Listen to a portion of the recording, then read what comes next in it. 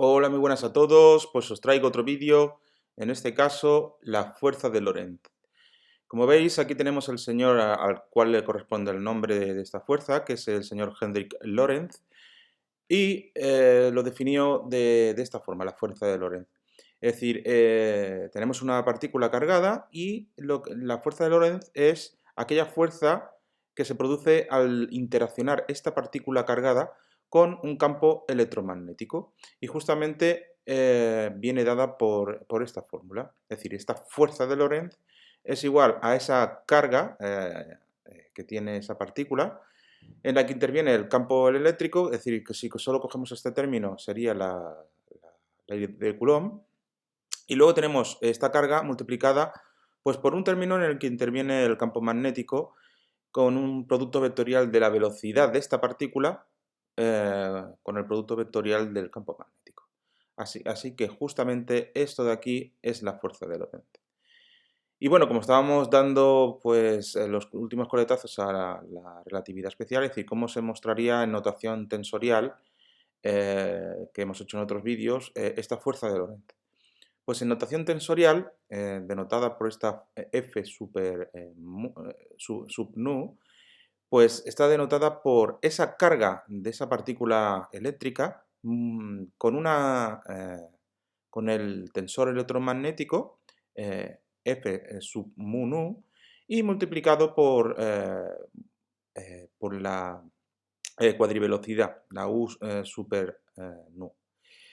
Y de la misma forma que hemos dicho esta definición, entonces esta fuerza de Lorentz lo que hace es que esta carga Q de la partícula interacciona justamente con una contracción, si veis, es la contracción del tensor electromagnético con la cuadrivelocidad. Es decir, es una contracción, como veis, estos dos índices han estado repetidos y solo nos queda este índice de aquí abajo.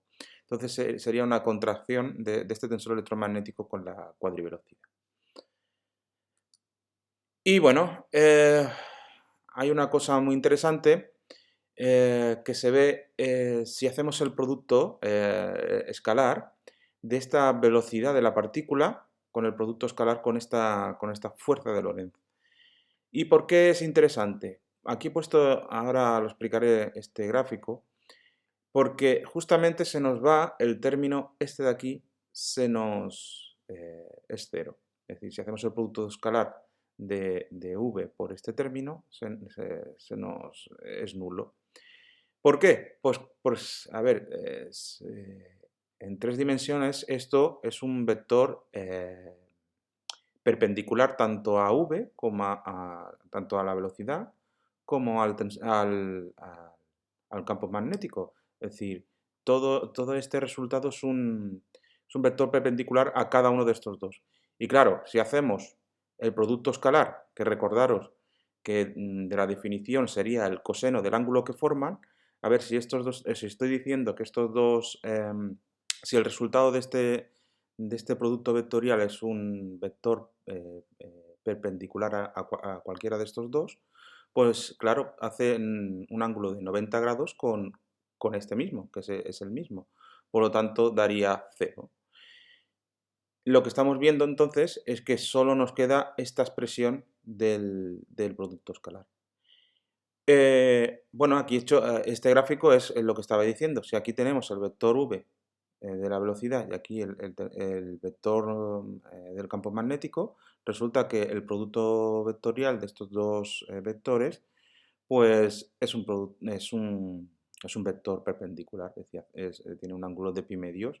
Y claro, si tú haces el producto escalar por este vector que surge, pues es cero. Y entonces hay una cosa muy interesante, es que si recordáis del vídeo anterior de la energía cinética relativista, era la integral de esta expresión. Por lo tanto, se puede expresar como la derivada respecto al tiempo de la energía cinética y nos da justamente la expresión que teníamos del vídeo anterior, que era esta de aquí. Pero claro, es que es justamente lo que hemos hallado, es esto de aquí. Bueno, tiene la ley conmutativa, así que es justamente es lo mismo. pues entonces justamente esta derivada de la energía cinética respecto al tiempo es esta expresión. Entonces, claro, es una forma de relacionar tanto energía cinética, que es esta de aquí, tanto el campo eléctrico, que es este de aquí, y la fuerza de Lorentz. Es decir, tenemos una triple relación que se puede utilizar como mejor nos guste, sin que, mm, respecto a quien lo quiera utilizar, muy, muy interesante, ¿vale? Luego, en otros libros he estado leyendo y tengo que decirlo, que como veis, el cambio de energía cinética de una partícula cargada solo nos corresponde, solo se produce el cambio cuando hay un campo eléctrico, pero un campo magnético no. Es decir, que solo hay contribución al trabajo de esa fuerza cuando hay un campo eléctrico, pero no cuando hay un campo magnético. Es decir, un campo magnético no produce trabajo, sino, ¿cómo deciros? Lo único que modifica es la dirección de la partícula, pero no contribuye a hacer un trabajo, una fuerza a esa partícula. Es decir, la única contribución de energía cinética, de cambio de energía cinética, es si existiese un campo eléctrico en ese campo electromagnético. Es la única forma de que haya un cambio de energía cinética. Por lo tanto, estamos diciendo, si pensamos un poquito más, es que no es conservativo. La fuerza de Lorentz no es conservativa, porque si el campo eléctrico modifica la energía cinética de la partícula, pues estamos diciendo que, pues, pues que no es conservativo. Es decir, que produce un incremento en la energía que tiene la partícula. Así que no es conservativo. Eh, Esto es muy interesante y claro, hay dentro de mis apuntes había una curiosidad y dice, pero bueno, ¿cómo puede ser relativista esta fuerza de Lorentz si vemos que que la velocidad de la partícula impone un sistema de coordenadas? Lo que estamos diciendo respecto a qué sistema de coordenadas estamos midiendo la velocidad. Pero resulta claro, si metemos en la fórmula tanto esta parte como, es decir, tanto el campo eléctrico como el magnético, y de esta forma, vamos a ver una pequeña demostración, no es estrictamente muy matemática, pero bueno, imaginemos que vamos a llamar a esto, pues una matriz que es una matriz de transformación de Lorentz, es una transformación de Lorentz. Es decir, que nos mezcla lo que vería un observador con otro observador que va a una velocidad constante, es decir, es una matriz que nos lleva de uno a otro, ¿no? Entonces, claro, en otro sistema de coordenadas tendríamos una F', ¿no? Tendríamos otra fuerza de Lorentz prima, con la misma carga, claro, la carga no cambiaría, pero claro, el campo eléctrico prima también cambiaría sus coordenadas y tanto el resto de cantidades físicas, tanto la velocidad como el campo magnético. Pero claro, ¿cómo veríamos el campo magnético? Pues digo el campo eléctrico. El campo eléctrico está relacionado con esta transformación de Lorentz, es decir, que es esta de aquí. ¿Cómo estaría transformado la velocidad en este otro sistema de coordenadas? Pues también esta matriz de transformación de Lorentz. Y lo mismo con el campo magnético. Entonces estamos viendo como pues claro, una coincidencia respecto a esta fórmula, porque es justamente todo multiplicativo y conmutativo, es decir, que todo, bueno, no voy a decir el spoiler hasta que no haga esto de aquí. Si metemos todos estos datos en esta fórmula, aquí, es decir, si sustituimos el campo eléctrico, el campo magnético prima y la velocidad prima, resulta que nos queda esto de aquí, pero claro, como he dicho, de la forma que está construida la fuerza de Lorentz, podemos, respecto a las propiedades de las matrices, pues esta transformación de Lorentz la podemos sacar fuera, es decir, se multiplicaría igual a todos los términos. Por lo tanto, podemos sacarlo fuera y ¿qué nos resulta al sacar fuera esta transformación de Lorentz? Pues que obtenemos la misma fuerza que teníamos esta de aquí. Uy, se me ha olvidado, la acabo de ver ahora. Perdonadme, que se me ha olvidado aquí la Q. que se me olvida. Pues lo dicho, ¿qué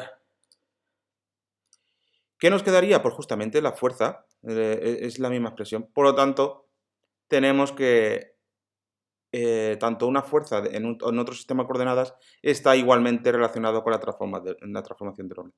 Por lo tanto, en cualquier sistema de coordenadas, la fuerza de Lorentz es la misma.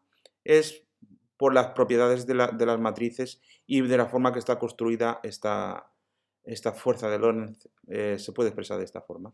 Así que, salvados, esta fuerza de Lorentz es relativista.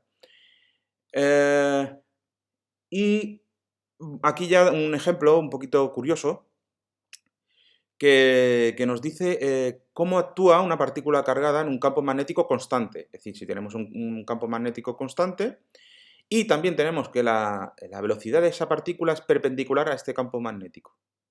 Es otra de las características. Es decir, la velocidad de la partícula perpendicular al campo magnético y encima es constante el campo magnético. Es decir, ¿cómo actuaría esa partícula cargada pues, con la fuerza de Lorentz? Es decir, ¿qué datos tenemos? Tenemos que el campo magnético es constante. Es decir, vamos a ponerlo, por ejemplo, que está en la dirección hacia arriba, en la dirección K, es decir, en dirección Z, y es constante. Y tenemos también, tenemos que construir la velocidad, vamos a construirla, por ejemplo, de esta forma, que la velocidad es, pues, perpendicular, es decir, sería en el sentido y, sería en el sentido de las x. Y también vamos a ponerlo constante para no complicarlo. Y, como vemos, solo tenemos campo magnético constante, pero no tenemos campo eléctrico, así que este es cero. Vamos a aplicar la fuerza de Lorentz, que es esta de aquí, y ya directamente el campo eléctrico es cero, por lo tanto este término no lo tenemos. Y solo nos queda el término, la carga por este producto vectorial. Vamos a hacer de una forma sencilla, como lo hacemos pues, en el instituto, este producto vectorial, que es poniendo arriba la IJK y vamos a poner los vectores. Es decir, aquí solo tenemos contribución de la I y aquí tenemos contribución de la K, pues solo ponemos la K, el resto cero. Pues nos queda que esta fuerza de Lorentz está en el sentido J, es decir, que como habíamos dicho, es perpendicular a las otras dos, a los otros dos vectores. Y claro, claro, nos están pidiendo cómo se movería, es decir, nos sugiere qué tipo de trayectoria o que aproximamos la trayectoria que tendría la partícula en el sentido, ¿no? Bueno, pues vamos a utilizar la típica masa por aceleración, la fuerza, y la vamos a igualar a esta fuerza de Lorentz. Y claro, la contribución de la aceleración podemos tomarla siempre como una fuerza normal y otra tangencial. Pero como estamos viendo, la única contribución que tenemos de la fuerza de Lorentz es perpendicular. Por lo tanto, no tenemos ninguna contribución a la aceleración tangencial de esa partícula.